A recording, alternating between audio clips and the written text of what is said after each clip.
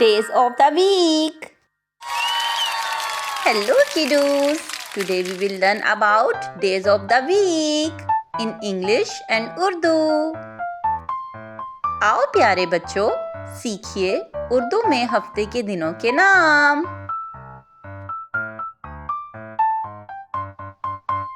Monday. Monday को उर्दू में पीर कहते हैं, यानी पीर का दिन। ट्यूसडे। ट्यूसडे को उर्दू में मंगल कहते हैं, यानी मंगल का दिन। वेडनेसडे। वेडनेसडे को उर्दू में बुध कहते हैं, यानी बुध का दिन। थर्सडे। थर्सडे को उर्दू में जुमेरात कहते हैं, यानी जुमेरात का दिन।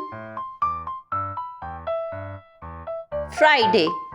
फ्राइडे को उर्दू में जुम्मा कहते हैं, यानी जुम्मे का दिन।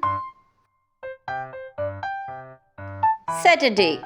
सैटरडे को उर्दू में हफ्ता कहते हैं, यानी हफ्ते का दिन। संडे। ये it's an of day.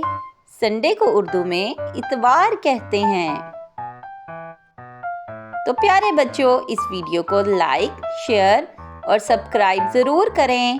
Don't forget like, share and subscribe. Bye bye किडूस।